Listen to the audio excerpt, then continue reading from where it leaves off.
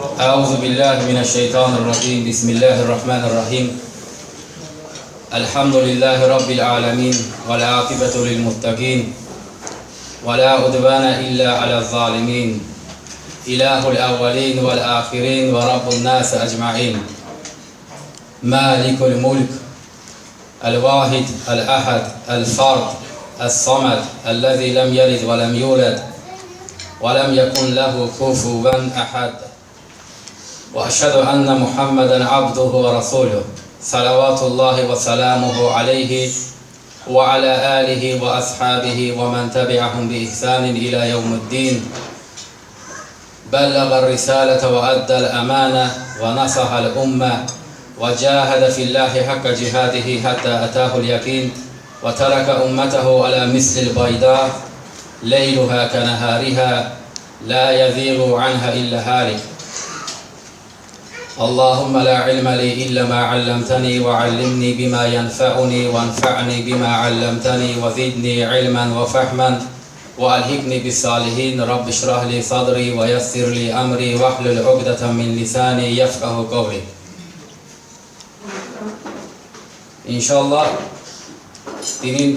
İslam dininin əsaslarından birisi olan İslamda əxlaq, İslamda ədəb, Allah və Rəsulunun bu ümmətə əmr etdiyi əxlaq və ədəb qaydaları barədə inşallah zikr edəcəyəm. Və bu dinin təməli tövhiddir və tövhidi də həm yaşamaq, həm də insanlara çatdırmaqdan ötürü Allah və Rəsulunun əmr etdiyi əxlaq lazımdır. Yəni, bu dinin yarısı tövhiddir. İkinci yarısı isə Allah və Rəsulunun əmr etdiyi əxlaq. Və bu ikisi bir yerdə olduqda din tamam olur, din kamil olur. Və bunun biri olub, digəri olmadıqda o yarımçıq olan dinin insana nə bu dünyada, nə də ahirətdə bir faydası olmur. Əxlaq mövzusu çox mühüm mövzudur. Müsəlmanların xüsusən də dəvət əsnasında olan, yəni küfür, şirk əhli ilə bir yerdə yaşayan müsəlmanların ehtiyaclarının olduğu bir məsələdir. Yəni, Allah və Rəsulunun əmr etdiyi əxlaqla əxlaqlanmaq və o şəkildə tövhidə dəvət etmək. Və Quran və sünnətdə əxlaq mövzusu ilə bağlı çoxlu dəlillər, hökmlər mövcuddur. Allah Rəsulu aleyhissalatu vesselam buyurur ki, İnna Allah Teala avha ileyye en tevada'u hatta la yabghi ahadun ala ahadin ve la yafkhara ahadun ala ahadin. Allah Resulü buyurur ki, Allah mənə vəhy etdi ki, təvazükar olun və heç bir kəsə qarşı həddini aşmasın və heç bir kəs də heç bir kəsin yanında fəxr etməsin. Allah Resulü aleyhissalatu vesselam buyurur ki, İnnəmə bu'issu li utimmə məkariməl əxlaq. Mən ən kamil əxlaqı tamamlamaq üçün göndərilmişəm. Ən kamil əxlaqı tamamlamaq üçün. Deməli, Allah Rəsulundan öncə əxlaq olub. Çünki Allah Rəsulu buyurur ki, ən kamilini tamamlamaq üçün göndərilmişəm. İslamdan öncə əxlaq olub. Allah Rəsulu ən kamilini göstərir bütün dünyaya. Necə ki, Allah Rəsulu tövhidin ən kamil dəvətçisi, ən kamil şəkildə insanlara çatdıran kəs olduğu kimi, əxlaqın da ən kamilini, ən gözəlini insanlara çatdırıb.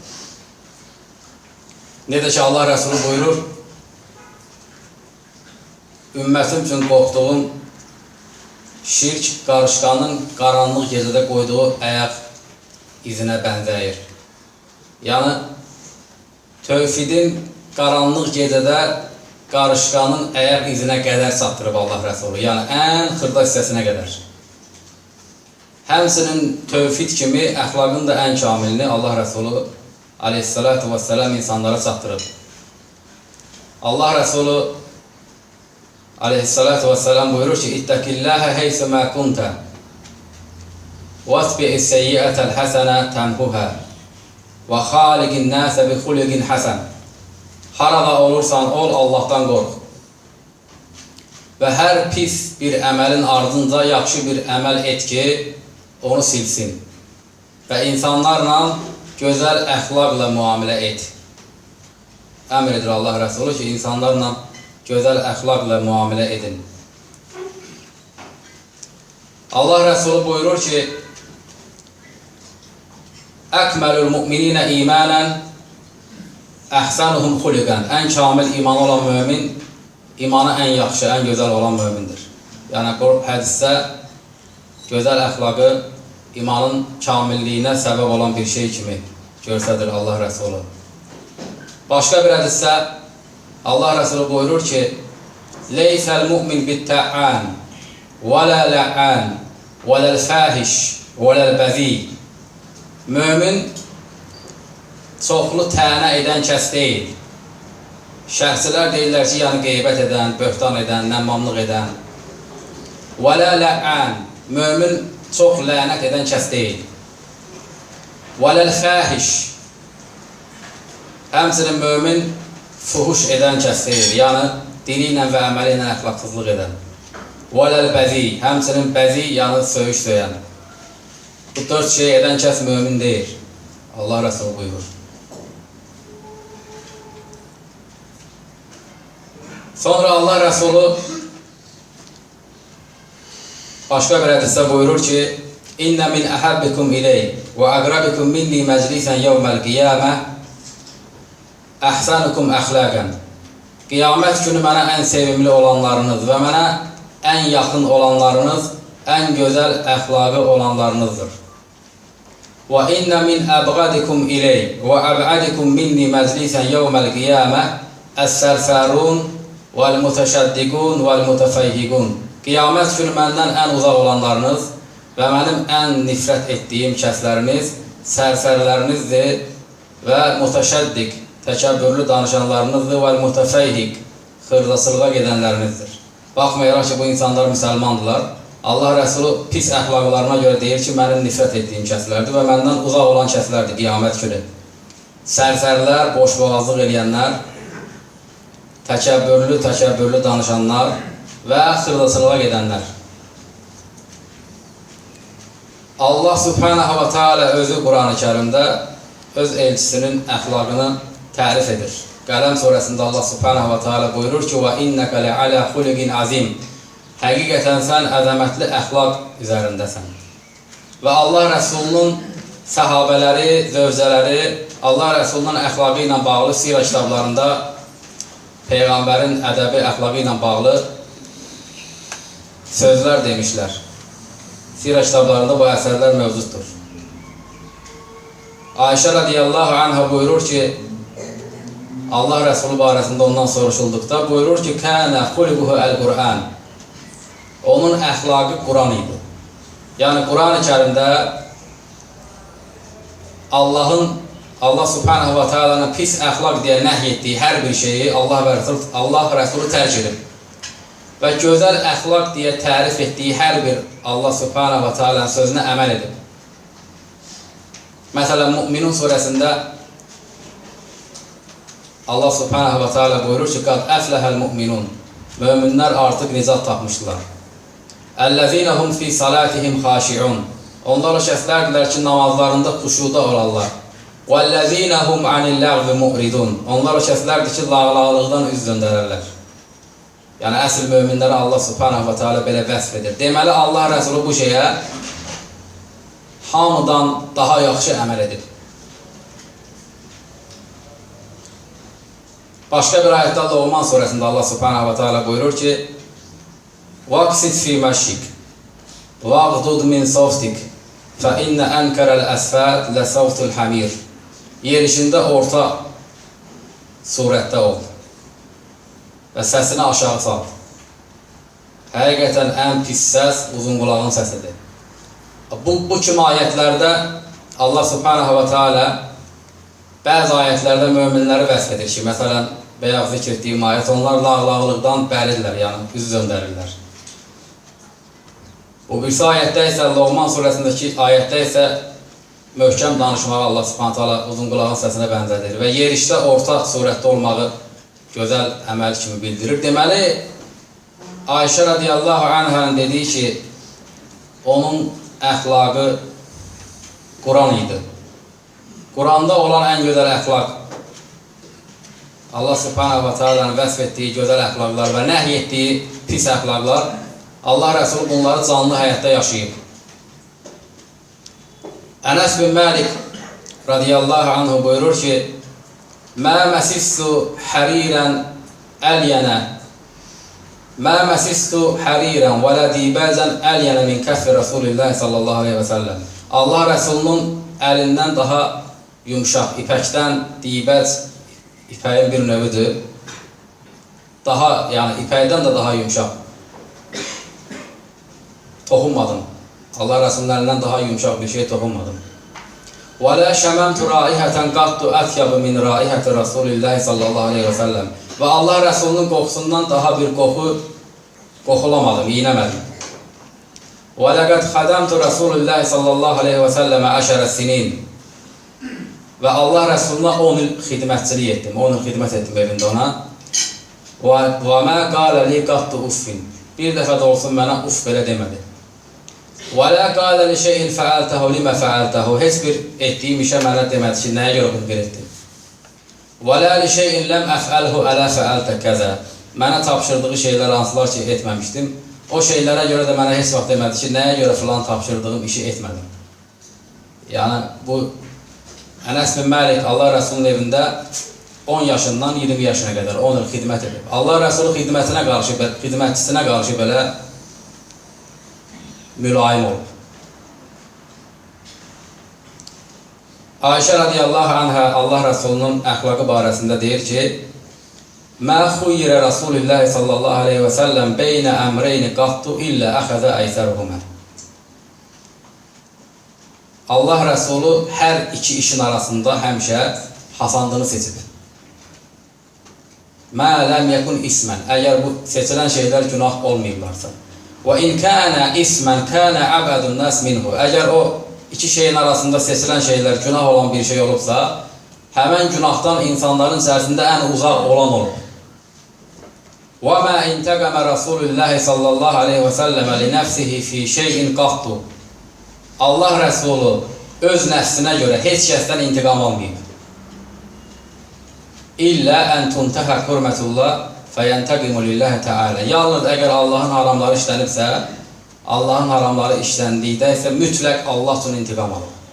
Öz nəfsinə görə heç kəsdən intiqam almayıb.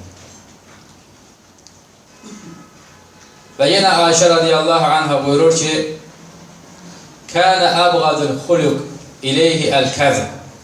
Ən nifrət etdiyi əxlaqsızlıq yalan danışmaq idi. Allah Rəsulunun ən nifrət etdiyi əxlaqsızlıq yalan danışmaq idi. Əgər ailəsindən bir kəsə yalan danışdığına şahid olardısa, Ayşə radiyallahu anhə buyurur, həmən kəsdən tövbəsini elan edincəyə qədər ona baxmağı belə, onu danışdırmağı belə tərk edərdi. Əgər ailə üzvlərindən birindən yalan danışdığını görərsə Allah Rəsulü, salamı kəsərdi, danışığı kəsərdi o adamdan və ondan üz döndərərdi. Ta o vaxta qədər ki, insanların içərisində tövbəsini elan etsin. Və yalana qarşı Allah Rəsulü çox şiddətli olub. Allah Rəsulü buyurur ki, Kəfə bil-mər'i ismən ən yuhəddisə bi kulli mə səmiə. Kişinin yalancı olduğuna kifayətdir ki, hər eşitdiyini danışsın. Yalana qarşı olan nifrətin, Allah Rəsulunun yalana qarşı olan nifrətinin nəticəsidir. Deyir ki, hər eşitdiyini danışana belə günahkar olması kifayətdir. Və yaxud da yenə əxlaqla bağlı olan hədisdə Allah Rəsulü buyurur ki, Ənə zəimun bi beytin fi rabatil cənnə Limən tərəkəl mirəə və inkənə muhikkən.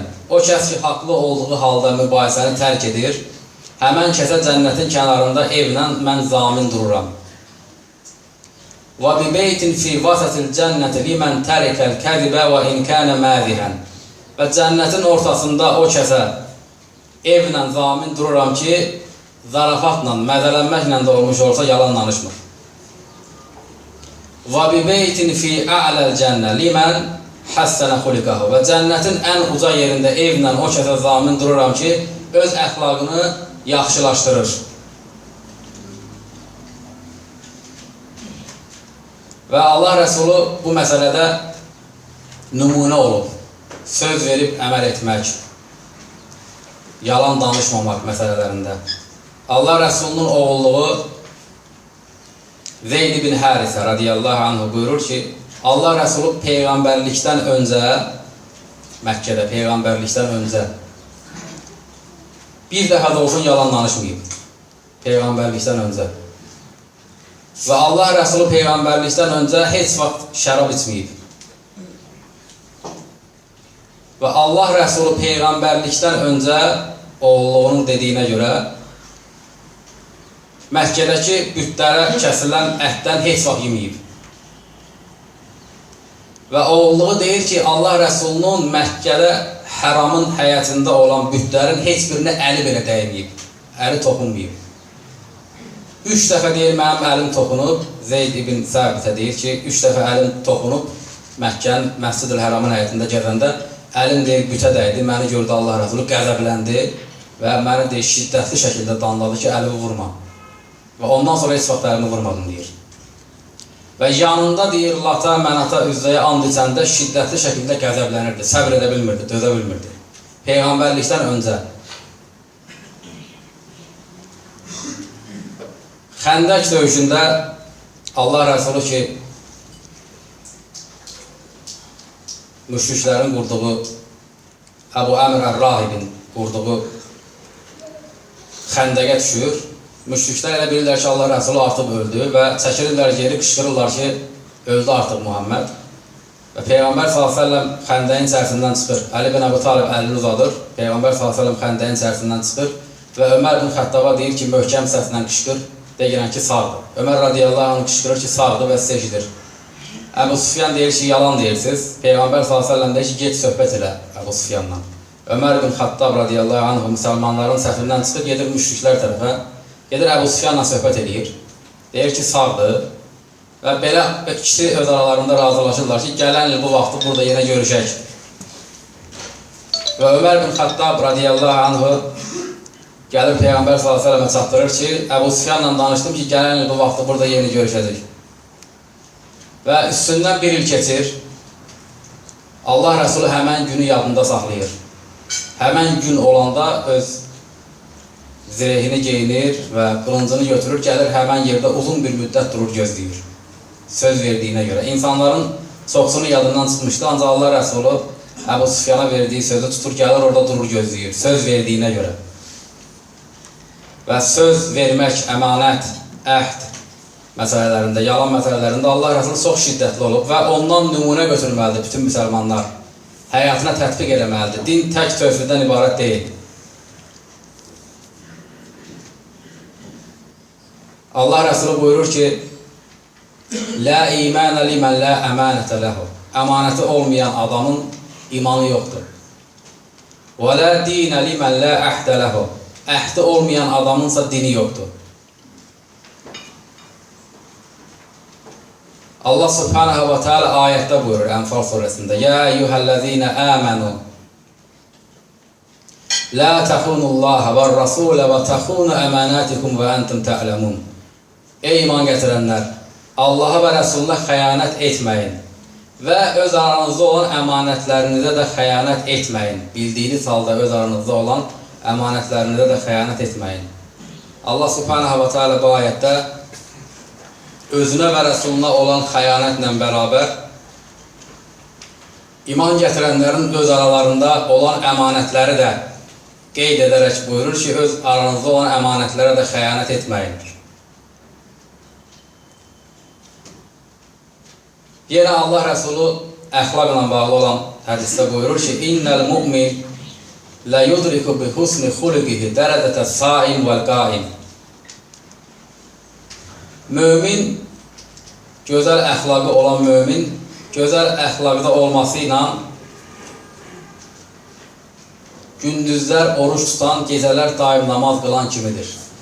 Yəni, əgər Quran və sünnət əxlaqı ilə yaşayan bir müsəlman, həmən əxlaqı ilə gecələr daim gecə namazını qılan, gündüzlər daim oruç tutan adam kimidir, əcrdə, savabda.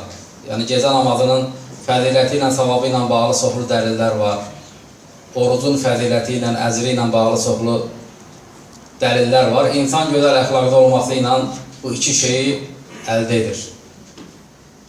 Və əxlaq məsələsi önəmli məsələdir. Mütləq müsəlmanlar həyatlarına tətbiq eləməyə çalışmalıdırlar.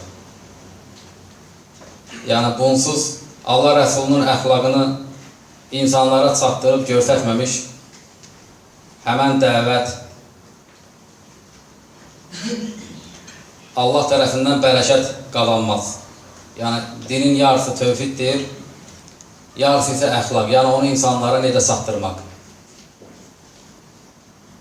Və insanların üzərinə düşən ədəb növləri var. Yəni, insan, müsəlman Allaha qarşı ədəbli olmalıdır, onun rəsuluna qarşı ədəbli olmalıdır, müsəlmanlara qarşı olan ədəblər var, müsəlmanın ailəsinə qarşı olan ədəbləri var, müsəlmanın uşaqlara qarşı olan ədəbləri var, qaydaları var, müsəlmanın heyvanlara qarşı olan ədəbləri var və din kamil olduğuna görə bunların hamısını bir-bir zikr edib, bunların hamısını vurğulayıb.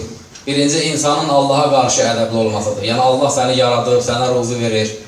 Bunun müqabilində Allaha qarşı daim şükür halında olmalısan, nankörlük etməli deyilsən və etdiyin itaətlərlə, əməllərlə Allaha yaxınlaşmalısan. Heç vaxt rahatlıq hiss etməməlisən. Etdiyin əməllə ki, hər hansı bir itaət edirsən, ya hər hansı bir əmri yerinə getirirsən, haramdan çəkinirsən, bunu şeytan sənə böyük görsətməsin. Bunu şeytan sənə böyük görsədəndə əməlivi sənə decizdirəndə ki, mən filan şeyi etdim, filan şeyi dedim, filan şeyi öyrəndim. Bu ədəbsizlik olur Allaha qarşı. Allah Rəsulü aleyhissalatu vesselam buyurur ki, لَوْ أَنَّ رَجُلًا يُجَرُّ عَلَى وَجْهِهِ مِنْ يَوْمٍ وُلِدَ إِلَى يَوْمٍ يَمُوتُ حَرِمًا فِي مَرْضَاتِ اللّٰهِ تَعَالَى لَحَقِرَهُ يَوْمَ الْقِيَامَةِ. Əgər bir kişi doğulduğu gündən ta ki qocalıb ölənə qədər Allahın razılığını qazanmaq üçün üzü üstə yerdə sürüdülərsə, qiyamət günü bu üzü üstə sürülməsini kiçik görər ki, heç eləməmişəm. İnsan bu dünyaya gələndən ta ki qocalıb, qoca yaşında ölənə qədər, uşaqlığından qocalığına qədər ağzı üstə yerdə süründürülsə, qiyamət günü kiçik görəcək bu əməlini ki, heç eləməmişəm. Bu Allaha qarşı olan ədəbdir. Heç bir kəs, heç etdiyi əməlini böyük görməsin. Etdiyi əməlini dilinə gətirməsin. Mən bunu etmişəm. Bu Allaha qarşı olan ədəbdir. Ondan sonra Allahın Rəsuluna qarşı olan ədəb. Allah Rəsulu bizim hamımızın hidayətinə səbəb olan şəxsdir. Allah Rəsulu buyurur ki, لَا يُؤْمِنُ أَحَدُكُمْ حَتَّى أَكُونَ أَحَبَّ إِلَيْهِ مِنْ وَلَدِهِ وَوَالِدِهِ وَالنَّاسِ أَجْمَعِينَ. Sizlərdən biriniz məni atasından, oğlundan, bütün insanlardan daha artıq sevmədikcə kamil iman gətirmiş sayılmaz.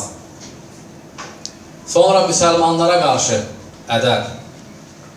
Müsəlmanın müsəlman üzərində olan haqları, hansı ki, şəriət bunların hamısını bildirmişdir. Qorumaq lazımdır bunların hamısını. Ən kiçik hissəsinə qədər Allah Rəsulü bildirir.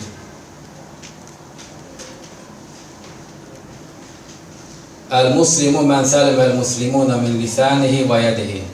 Müsəlman o kəsdir ki, əlindən və dilindən digər müsəlmanlar salamatdır. Yəni, müsəlmandan müsəlmana ancaq xeyir yarar. Müsəlmanın müsəlman üzərində haqları var, gələ qoruya, yerinə yetirə. Allah Rəsulunun əxlaqı. Səhabə deyir ki, Allah Rəsulu bir müsəlmana əllə salam verdikdə salam verdiyi kəsin əlini sıxırdı, buraxmırdı. Gözləyirdi ki, salam verdiyi kəs birinci bunun əlini buraxsın. Allah Rəsulü fikirləşirdi ki, əgər birinci əlimi mən boşaltsam, qabaqdakı məndən pislik hiss eləyər. Yəni ki, mən ona qarşı tez buraxdım onun əlini. Yəni, əl sıxmağa qarşı belə diqqət edirdi Allah Rəsulü. Və müsəlmanlara qarşı çox mərhəmətli idi, mülayim idi. Allah Rəsulü buyurur ki, mən yuhrəm ər-rifqə, yuhrəm əl-xeyrə kulləhu. Kim əgər mülayimlikdən məhrumdursa, bütün xeyirdən məhrumdur. Kim əgər mülayimlikdən məhrumdursa, bütün xeyirdən məhrumdur. Və səhabələrinə qarşı çox mülayim olub, müsəlmanlara qarşı. Daim keçid. Necə ki, bir bədəvi səhradan gəlib məscidin içərisində bövl etdikdə, sahabələr onu qalxdılar ki, döysünlər. Allah Rəsul dedi ki, su gətirin, təmizləyin. Bədəvi də sevindiyindən dedi ki, Allahım, məni və bir də Muhamməddən başqa heç kimi bağışlama. Allah Rəsul da cavabında ona deyir ki, sən böyük bir şeyi daraldırsan.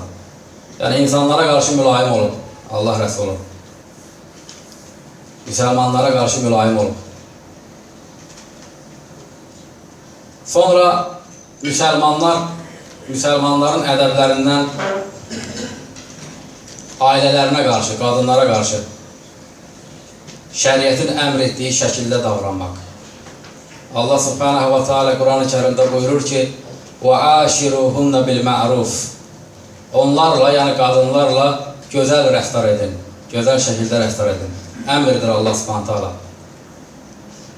Allah Rəsulü aleyhissalatu vesselam hədisdə buyurur ki, Əd-dünya məta'un və xeyru məta'ihə əl-mər'ətü salihə. Dünyanın hamısı əyləncədən ibarətdir. Dünyanın hamısı əyləncədən ibarətdir və dünyada ən xeyirli şey salih qadındır.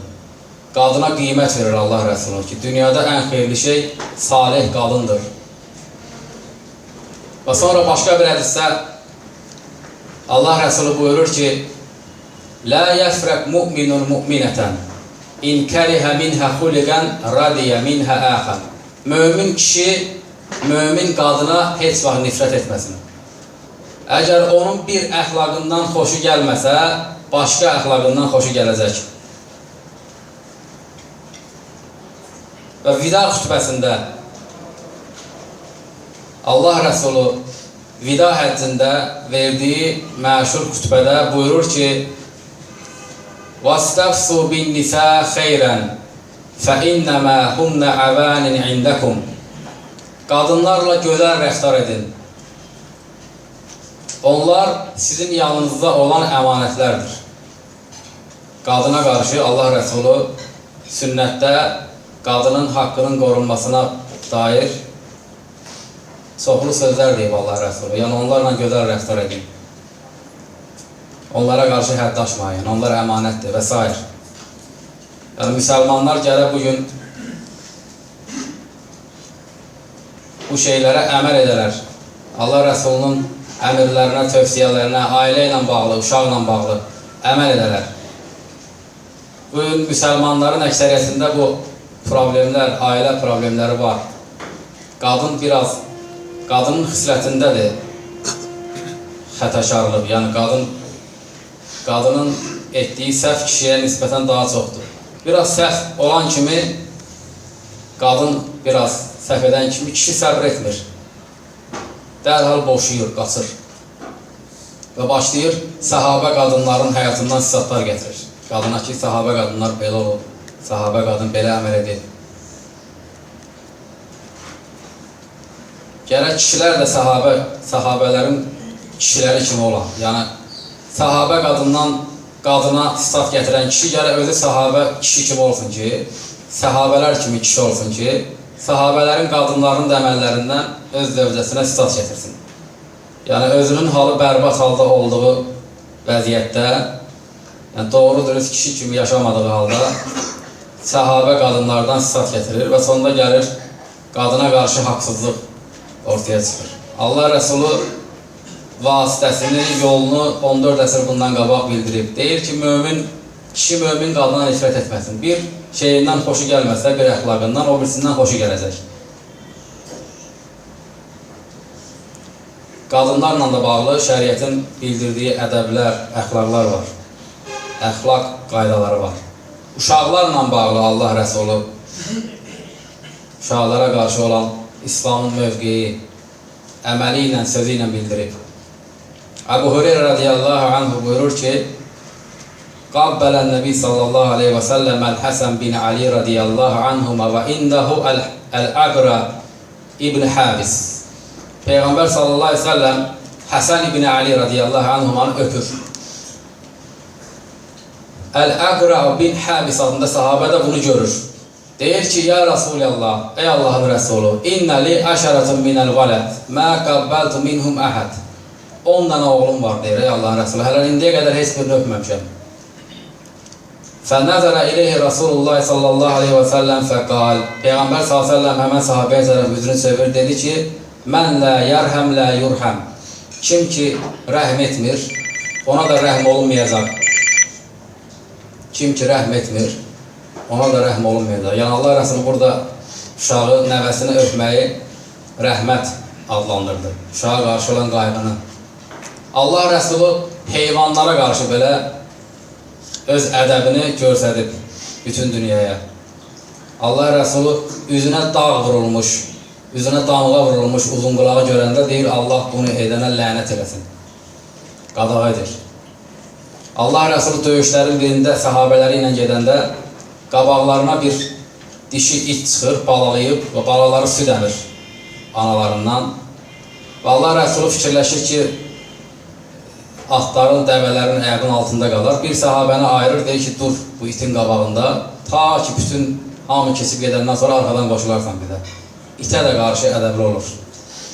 İtə və itin balalarına qarşı. Allah Rəsulü tam kamil əxlaq sahibi olub. Həm ailəsinə qarşı, həm müsəlmanlara qarşı, həm Allaha qarşı, həm heyvanlara qarşı, hər kəsə qarşı. Hər bir kəsin haqqını ödəyib və biz də həmən Peyğəmbərin ümməti olaraq ondan nümunə götürməliyik. Və bu ədəbləri, bu əxlaqları həyatımıza, dəvətimizə, ailəmizə tətbiq eləməliyik. Əxlaqsız dəvət, əxlaqsız tövhid faydasız şeydir. Çünki din bütöv şəkildə yaşanmaq, dinin bütöv şəkildə yaşanması bizə əmr edilir. Allah subhanahu wa ta'ala buyurur ki, Ya eyyuhəl-ləzīnə əmənu udxulu fis-silmi kəffətən.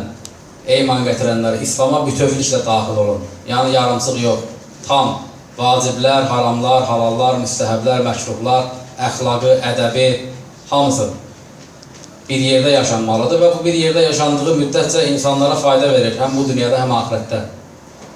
Yarımçıq şəkildə yaşandıqda isə fayda vermir.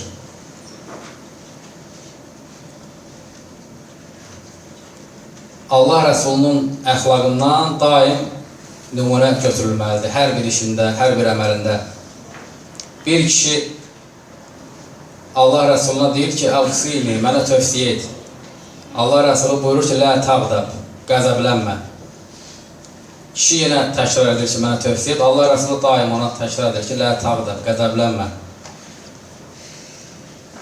Müsəlman gərək hər şeydən ötürü, yəni qədəblənməyə, qədəbini saxlamağa çalışaq. Allah Rəsulü buyurur ki, Mən kəzəmə qeyzən və huvə qadirun alə ən yənfizəhu. Dəəhullahu alə ruhusil xələiq yevməl qiyamə və həttə yuxəyyirəhu minəl hurul ayn yuzavvicuhu minhə mə şə. Bir kəs qəzəbləndiyi şeyi yerinə yetirməyə qadir olduğu halda qəzəbini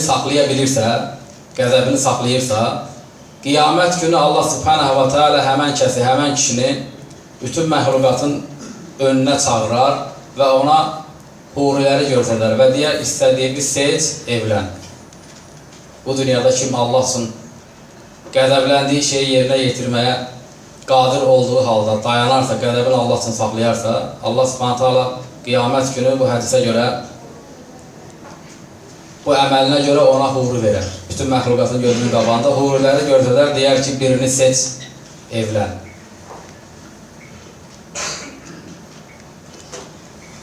Bu əxlaq məsələsi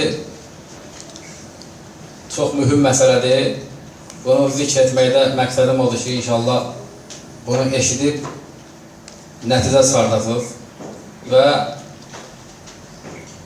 həyatınızda tətbiq edəsiniz. Yəni bu danışıqdan ibarət deyil.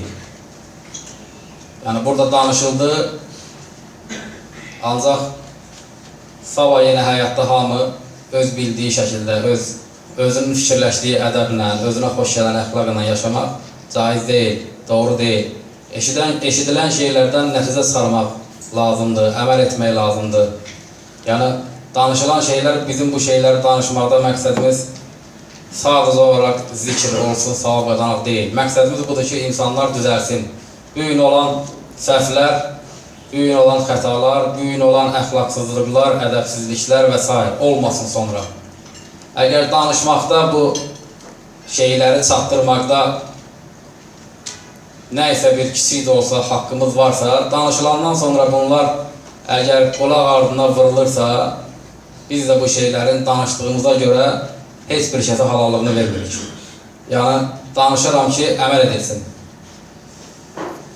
Sadəcə olaraq məclis gözəl olsun deyə, qulaq asılsın deyə yox. Əgər az olsa bir haqqım varsa, eşidib, sonra biləndən sonra kimsə o eşitdiyi şeyi qulaq ardına vurursa, həmən kəsə mən halallıq vermirəm. Və sonunda Allah Subhanahu və Teala'dan istəyirəm ki, bizi öz Rəsulunun əxlaqı ilə, ədəbi ilə yaşayan müsəlmanlardan etsin. Və Allah Subhanahu və Teala'dan istəyirəm ki, bizim dəvətimizi bərəkətləndirsin və bizim dəvətimizə qarşı pislik istəyən kəsləri məhv etsin, zəll etsin. Allah Subhanahu və Teala'dan istəyirəm ki, İslamı və müsəlmanları dünyanın hər yerində izzətləndirsin. Və Allah Subhanahu və Teala'dan istəyirəm ki, Allah yolunda olan qardaşlarımıza kömək olsun, qələbələr bəxş etsin, onların düşmənlərini məhv etsin, şəhid olan qardaşlarımızın şəhadətini qəbul etsin. Və əxiru dəvənə ənəlhamdülillahi rabbil aləmin. Subhanəkə Allahumma bihamdikə əşhədu ən la ilahə illə əntə əstəqfiruka və ətubu ileyk.